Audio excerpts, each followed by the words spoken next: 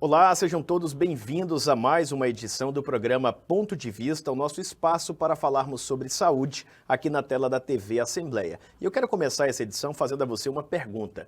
Musicoterapia, já ouviu falar?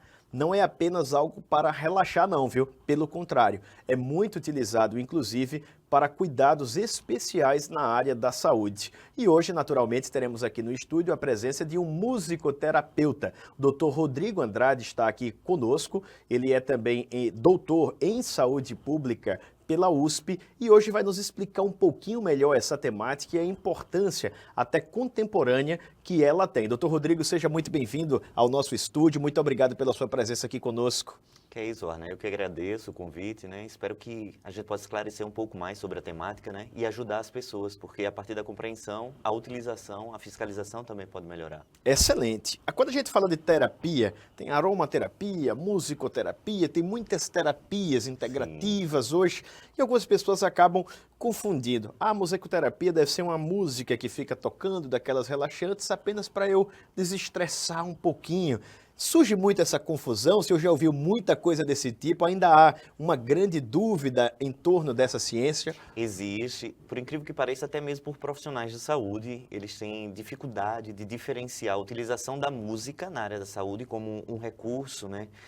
Para a musicoterapia em si. Então, existe essa diferença e ela é grande porque, enquanto a musicoterapia vem com um embasamento, um arcabouço teórico milenar, né, de construções não só relacionadas a uma questão espiritual, digamos assim, mas sim propriamente biológica, fisiológica, e inclusive com as imagens de neurociências, hoje a gente vê a reverberação que há dentro do sistema nervoso, tanto periférico quanto central das pessoas, e há a comprovação ali, as pessoas estão vendo para crer, né?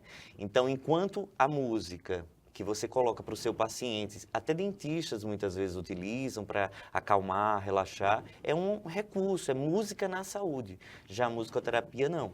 Então você tem um curso ali por trás, toda uma preparação, né? É diferente, é bastante diferente. O senhor já adiantou que a origem é milenar, assim como Isso. muitas das ciências da própria área da saúde mesmo. Mas tem uma origem definida?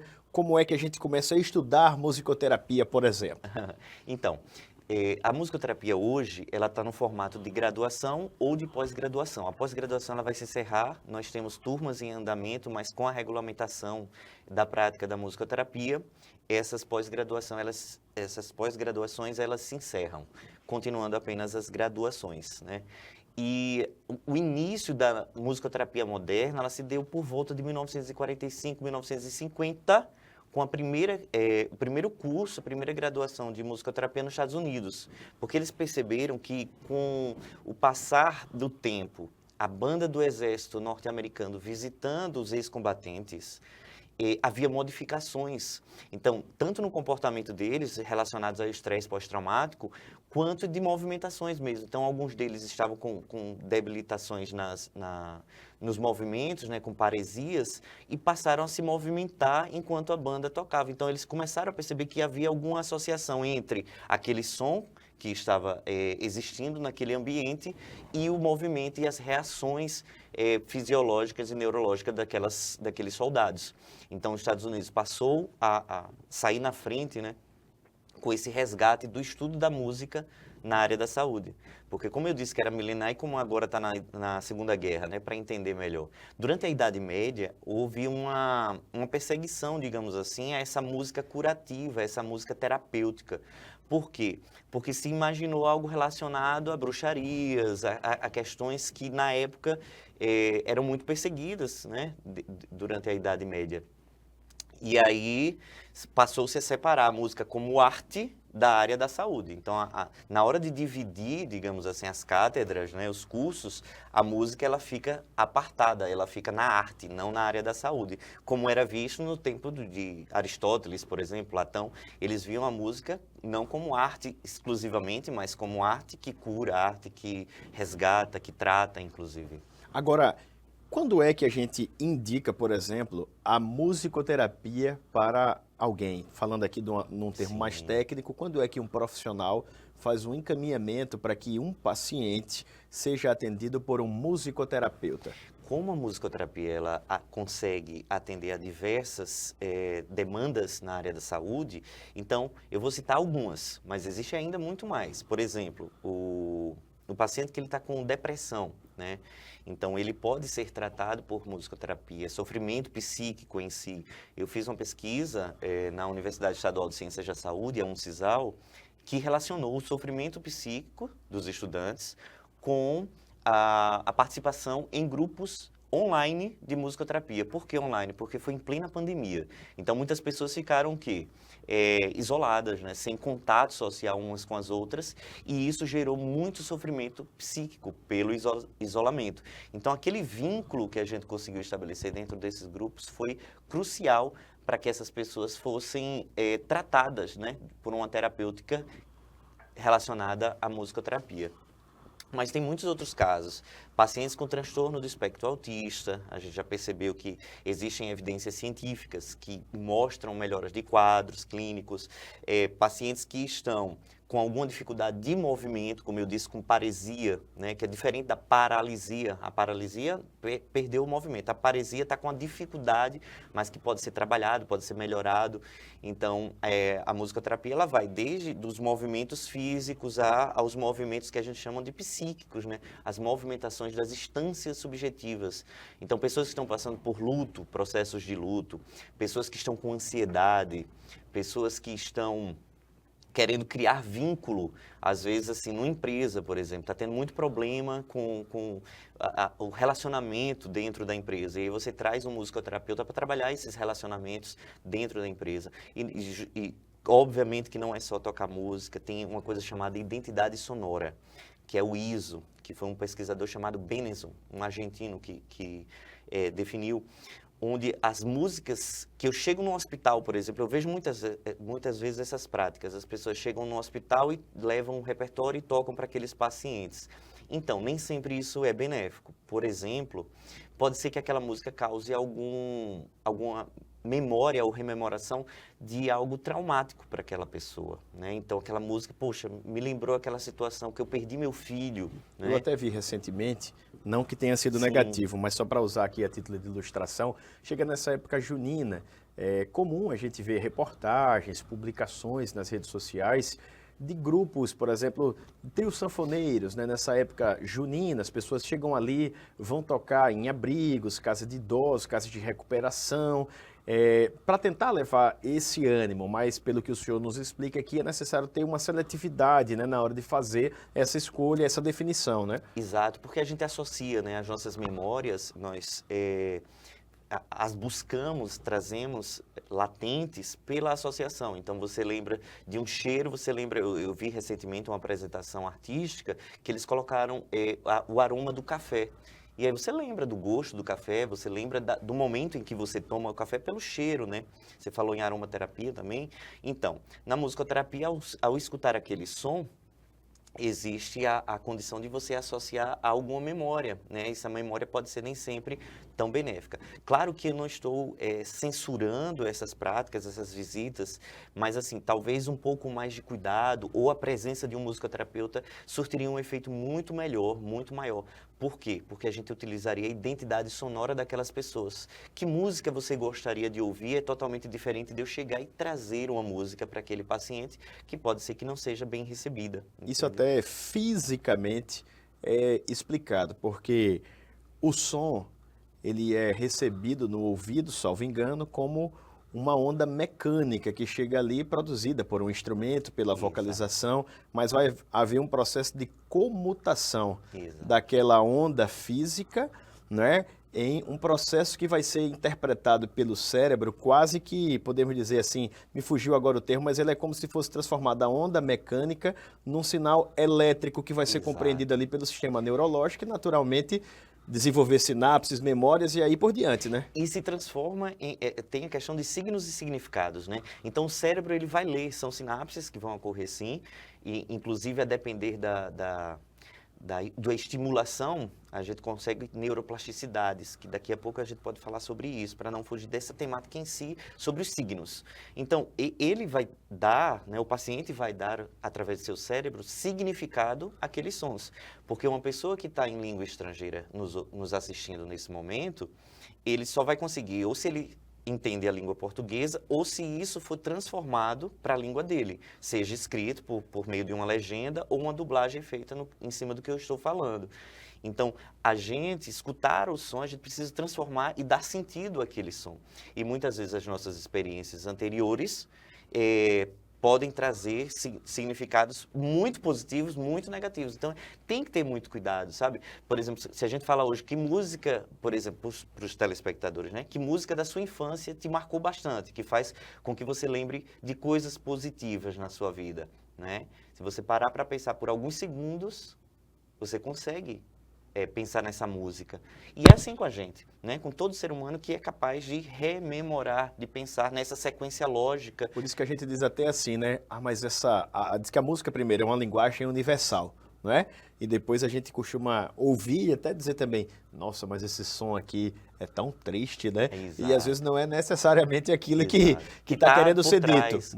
Não é aquele ali o signo, mas o significado, né? O significante para mim naquele momento pode remeter a esse sentimento de pesar, de tristeza, até de luto no final das contas, né? Perfeito, porque você falou de questões dos significantes, né? Então, a musicoterapia, ela bebe muito da psicanálise. Então, se a gente tem ali, dentro daquele espectro, né, pessoas que estão com traumas que não foram tratados, essas pessoas vão ter essa vivência nova em cima daquela canção que pode ser ressignificada. Um efeito inverso, infelizmente, pode acontecer também. Pode, mas né? também pode ter um efeito muito positivo. Por quê? Porque se o terapeuta ele conduzir aquele paciente a uma reflexão acerca daquele acontecimento, dando-lhe a oportunidade de ressignificá-lo, então o que antes pôde ser traumático passa a ser algo positivo. E aí se pensa, poxa, e não seria assim com a questão da visita dessas pessoas levando música que trariam uma memória ruim, agora seria uma memória boa dessa nova visita? Não acontece assim, sem essa condução, sem essa chamada à reflexão, porque o ser humano ele reage muito rápido, né? Os seus sentimentos estão muitas vezes à frente da razão. Então, antes dele pensar em, não, agora eu estou vivendo um momento feliz, pode ser que ele mergulhe muito primeiro e imensamente na dor, né? No sofrimento. Imagina a pessoa que está assim, vai ter uma visita e está 100 dias no hospital. E o pessoal vai trazer umas músicas e vai ser muito bom para você. E naquele momento, quando começa a primeira música que é tocada, é uma música que lembra justamente algo negativo. Então tem que ter muito cuidado, né? A gente tem na saúde o princípio do non nocere, que é o não causar mal, não ser nocivo, né?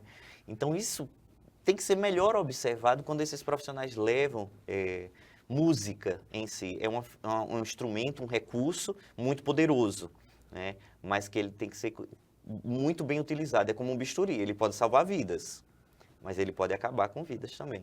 E o senhor tocou num ponto muito interessante, que é a integração da musicoterapia com a psicanálise. Isso daí evidencia ainda mais que não são deduções ou conclusões de alguém, mas é uma validação científica que existe por trás dessa ciência no final das contas, né? Agora, como é na prática o atendimento de um musicoterapeuta? Eu, particularmente, sei que existe, o convidei, já conheci o trabalho aqui do Dr. Rodrigo, mas se a gente for conversar talvez com uma pessoa na rua e disser assim, você sabe quem é um musicoterapeuta? A pessoa faça a associação a um músico que toca nesses ambientes, como nós dissemos, para tentar levar um pouco de alegria, de descontração, né, de motivação.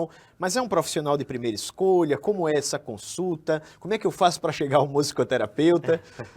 O musicoterapeuta, ele pode ser... ter esse contato com ele, né? O paciente pode vir a ter esse contato com o musicoterapeuta procurando diretamente um musicoterapeuta. Aconselho bastante que seja alguém registrado na Associação de Musicoterapia, preferencialmente relacionado à União Brasileira de Musicoterapia, e ele vai ter um registro. Por quê? Porque há um controle sobre o que é esse preparo. Muitas pessoas ultimamente têm feito pós-graduações online e está lá, né, preço super acessível, um curto período de tempo, e a gente sabe que quem realmente se preparou, quem faz uma pós-graduação, né, com 360 horas, sabe que aquilo ali não funciona daquela forma. Então, tanto você pode procurar e pedir esse registro, checar junto a associações de musicoterapia, inclusive os pais que têm atendimento, os seus filhos que possuem TEA, né, o transtorno do espectro autista. Muitas clínicas estão contratando musicoterapeuta pela abordagem ABA, especialmente, e muitas vezes são músicos, como você falou, bem falou, Warner, você foi perfeito na sua colocação. São músicos, eles não são musicoterapeutas, então eles vão trazer música, ludicidade, eles vão trazer educação musical, ensinar a tocar um instrumento, ou brincar um pouco com aquela criança, que pode ter efeitos terapêuticos, mas não vai ser uma terapia, muito menos uma musicoterapia, né? Que é preciso graduação ou pós-graduação. Então, desde o encaminhamento por algum médico, que faça um encaminhamento direto para olha, realmente necessita de um tratamento de musicoterapia e tudo, até a pessoa poder procurar diretamente o profissional. E sim, na internet nós encontramos bons profissionais e profissionais ruins. O que vai fazer esse controle, digamos assim, vai ser esse preparo junto à Associação de Musicoterapia. Aqui em Alagoas, nós não temos a Associação de Alagoas. Eu fui professor das 2 primeiras turmas de musicoterapia aqui no estado e nós nos associamos a Pernambuco. Então, nós temos a MTPE, né, a Associação de Musicoterapia de Pernambuco, que é associada à União Brasileira de Musicoterapia. E aí sim a gente tem um controle maior, né, sobre essa prática indevida, ilegal, inclusive, da musicoterapia. Não é fácil não, em todo ramo tem, né, doutor Rodrigo? Agora, conta para mim, quem são as pessoas que podem ser beneficiados com a musicoterapia? Ou até reformulando a pergunta para deixar mais direcionada, quando uma pessoa deve procurar um musicoterapeuta? A qualquer momento. Ela não precisa nem estar com qualquer tipo de sofrimento, qualquer demanda no campo nocivo. Ela sentindo a necessidade, a vontade, por exemplo, eu tenho um grupo, né, que não tem essa demanda, digamos assim, essa pessoa possui tal transtorno ou tal doença, enfim, o que quer que seja. Não possui. Eles fazem isso pela qualidade de vida, porque existe o preventivo, né? Então, pensando em não ficar isolado, em não adoecer, em não desenvolver qualquer transtorno, essas pessoas já praticam. Então, você tendo a vontade, poxa, quero conhecer a musicoterapia, vai e conheça, porque assim, se for com um musicoterapeuta, você não vai perder nada, pelo contrário, você vai estar ganhando, inclusive, preventivamente, né? Você vai estar se protegendo de possíveis males que poderiam vir a rodeá-lo, a cercá-lo. Então, é interessante que qualquer pessoa, e não tem idade, né? Então, a gente tem, desde a vida intrauterina, por exemplo, Warner, a gente tem como fazer a estimulação sonora nesse bebê para que o sistema neurológico dele seja estimulado e melhor desenvolvido. As pessoas falam muito assim, já ouvi falar, coloca Mozart, coloca música clássica e tal. Não é bem assim, né? Na verdade, qualquer música pode sim trazer um desenvolvimento, um estímulo ao desenvolvimento neurológico dessa criança de vida intrauterina. Então, não existe esse momento. E pode ser o idoso com Alzheimer. Acho que as pessoas já viram aquele caso, tem um vídeo muito famoso que circula da bailarina, que ela começa a lembrar dos movimentos, ela traz um tônus muscular porque ela está hipotônica, molinha, né, que a gente chama de hipotonicidade, ela está bem molinha ali, né, e de repente ela escuta a música que ela já ensaiou. E aí surge um tônus muscular nela, ela se começa a se colocar e lembrar dos passos que ela tinha enquanto ainda era jovem e dançava aquela peça musical. Então, não tem idade, da vida intrauterina a qualquer idade. Interessante isso que o senhor falou, porque hoje, por exemplo, a gente tem discutido muito temáticas ligadas às pessoas com transtorno do espectro autista, né, o TEA, ou sobre os autistas, como Sim. alguns costumam dizer. E cada vez mais a gente vai percebendo a necessidade de se tratar sobre essa temática, e essa mesma temática vai quebrando também paradigmas e abrindo discussões para outros olhares sociais também importantes para pessoas com transtorno, para pessoas com deficiência. E eu sei que a musicoterapia é uma das estratégias também de suporte a essas pessoas pessoas com TEA, de estimulação ao desenvolvimento, de contribuição para a melhoria da qualidade de vida. O senhor já citou aí o método ABA, que também é muito utilizado até por outras formações, né, no cuidado das pessoas com autismo, mas eu queria tentar separar aqui essa pergunta em duas. O que é esse método ABA? Ele se envolve também com a musicoterapia e como é a musicoterapia no cuidado das pessoas com autismo? Vamos lá. Primeiro sobre o ABA. O ABA, assim como a musicoterapia e qualquer outra terapêutica envolvida, é um sistema, né, de tratamento, de modo de tratamento, que tem requisitos que são assim, não são flexíveis. Em que sentido? Se você tem um aplicador ABA, ele tem determinado grau de formação, se você tem um supervisor ABA, ele tem outro grau de formação.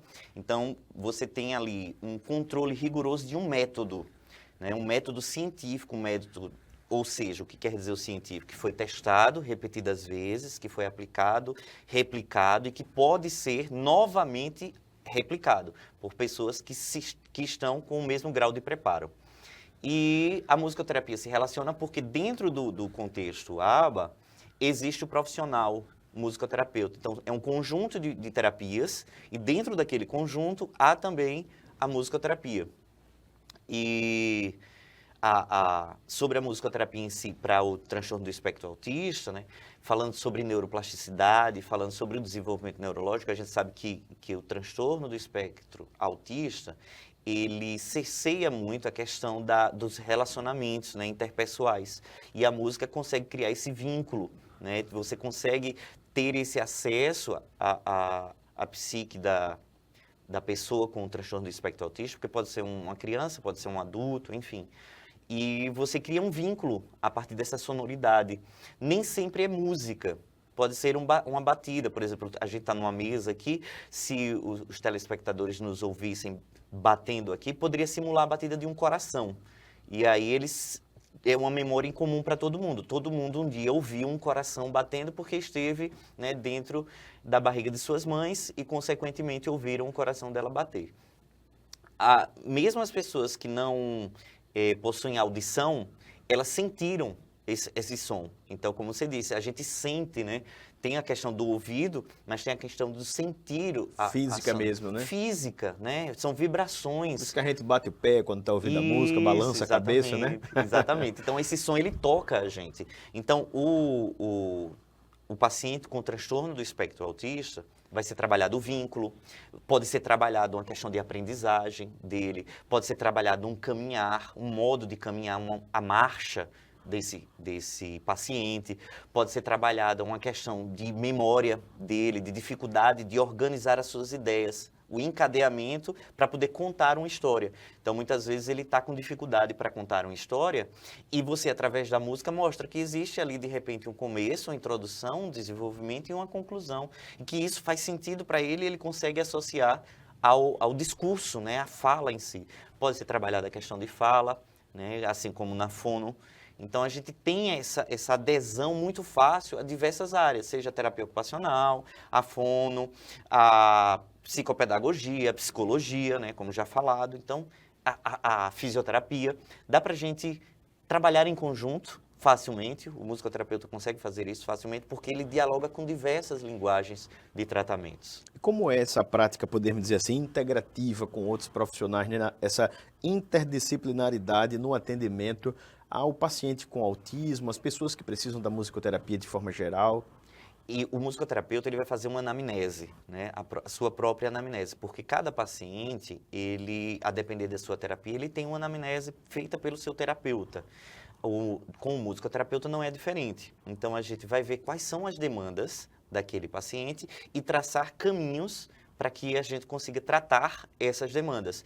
Existem algumas demandas que alguns pais, talvez isso seja muito importante de ser falado nesse momento, talvez algum pai esteja com uma criança que recém descobriu que tem transtorno do espectro autista, saiba assim, nem todas as demandas existe a real necessidade de uma aspa bem grande, de cura. Talvez aquilo seja uma característica daquela criança. Você vai amenizar, você vai, de repente, dar a chance dela se regular com aquela característica dela, um padrão de comportamento que talvez aquele pai não esteja satisfeito, mas talvez aquele comportamento seja muito necessário para aquela criança se regular e estar reorganizando-se durante alguma crise que ela venha a ter. Mas a musicoterapia, nesse padrão de anamnese, delineamento de tratamento, ele vai conversar com outros terapeutas que tenham aquele paciente em comum. Então, são as discussões de casos como são feitas com outros terapeutas. E eles vão se ajudar a traçar objetivos terapêuticos em comum, e aí cabe muito a questão do supervisor clínico, né, de um coordenador clínico, para que aqueles objetivos sejam traçados e atingidos o mais rápido possível, de maneira mais eficaz possível. Porque o bem-estar do paciente, assim como diz a Organização Mundial de Saúde, é o norte de todo o tratamento, né? Então, a musicoterapia vai conseguir dialogar, por quê? Com todos esses que eu falei. Porque ela, em seu preparo, em sua formação, existe todo esse caminho, desde questões físicas e psicológicas. Então, a facilidade, né? Nós temos recentemente a importância da nutrição, por exemplo. Sim. Né? Aí, como a musicoterapia com a nutrição, como é que vai dialogar? Só trazendo um caso como exemplo, né? Enquanto a criança não quer comer determinado alimento, seja por causa da cor do alimento, a textura do alimento, né? A musicoterapia pode entrar com uma ressignificação sobre aquela cor, sobre aquele... Olha, o verde é bom assim como a plantinha que ele goste, de repente, ou um personagem de animação que aquela criança gosta. Então, aquele alimento vai ser bom porque é da cor daquilo que ele gosta. Então, essa associação que a gente vai criando com música que ele pode dizer. Então, existe uma técnica chamada de provocativa. Então, você canta determinado trecho, olha, esse alimento é bom porque é como... Aí ele vai dizer, como que? É a criança que vai continuar essa musiquinha e dizer por que aquele alimento é bom. E vai criar na cabeça dela de que aquele alimento realmente é bom, né? E dando sentido. Por que é bom? Porque é igual aquilo que eu gosto. Muito interessante. O senhor, inclusive, trabalha numa instituição que tem uma gama de profissionais e faz esse atendimento gratuito a crianças, jovens, também adolescentes com autismo. É a Casa Amigo do Autista. Como é que é esse trabalho junto com esses profissionais? Como é esse dia a dia na prática? Vamos supor, estou levando lá meu filho com autismo. Como é que o senhor e esses outros profissionais se mobilizam para fazer esse acolhimento e o encaminhamento para o atendimento? E só uma pequena correção, é Espaço Amigo do Autista. Perdão, isso mesmo, Espaço Amigo do Autista. Isso. O Espaço Amigo do Autista, ele vai acolher, né, as pessoas que... Primeiro, a gente abriu uma demanda, né, recebeu esses cadastros durante 3 dias de cadastro. Foi uma demanda gigantesca, Warner. Assim, nós temos em Maceió um número muito grande. Eu não sei se as pessoas estão... cientes dessa demanda, é muito grande mesmo. E aí a gente iniciou esses atendimentos, fez a inauguração do espaço, né, com a ajuda, inclusive, de importantes políticos, né, que ajudaram bastante. E que bom, porque são políticas públicas, né? São questões que, assim, são demandas reais da população. Necessidades, inclusive, para o atendimento de saúde. Exatamente. Política pública fomenta também saúde. Sem ela não vai, né? Isso. Então, na parte alta da cidade, a gente tem pessoas que são muito carentes, né? Que moram na periferia. Não que na parte baixa não tenha, mas lá há uma concentração muito grande, são muitos bairros, né, em situação de emergência financeira muito grande, de saúde, enfim. Então, apareceram essas famílias foram acolhidas nesses cadastros e com essa primeira equipe nós direcionamos para cada criança uma terapia. Não conseguimos ainda atender a todas as famílias porque o número foi gigantesco. A minha pergunta foi proposital para que a gente possa enxergar a existência dessa demanda reprimida e o quanto o musicoterapeuta, assim como todos os outros profissionais aí envolvidos, fisioterapeutas, nutricionistas, médicos e afins, são importantes nessa conjuntura assistencial no final das contas, né? E se lá encheu, é porque ainda existem muitas outras pessoas precisando desse suporte, né? Com certeza, com certeza. E a nossa ideia é sempre ampliar, que a gente tenha novas equipes sendo formadas, multiprofissionais, para trabalhar justamente essa questão do transtorno do espectro autista. Então, muitas crianças já estão em tratamento, recebem esses tratamentos com uma terapia por hora, né? Mas a nossa ideia é ampliar para todos e, inclusive, dar mais de uma terapia. É uma política pública muito necessária. Eu estou trazendo a Uncisal para... A gente teve uma visita dos estudantes de medicina. O senhor é professor de lá também? Exatamente. Sou professor da Uncisal e trouxe a minha turma de medicina. Eu dou aula no curso de medicina, no curso de enfermagem, com pesquisa em enfermagem, na medicina com aplicabilidades da música, inclusive. Então, mostrando que a musicoterapia, a maneira que eles podem usar como recurso a música em seus tratamentos. E fizemos uma visita para essas crianças e eles ficaram espantados, os estudantes, né, com o efeito rápido que a música pôde causar naquelas crianças. Se, por exemplo, existe uma coisa que é o andamento da música, a velocidade. As pessoas às vezes dizem assim, aumenta o ritmo da música, eu quero outro ritmo.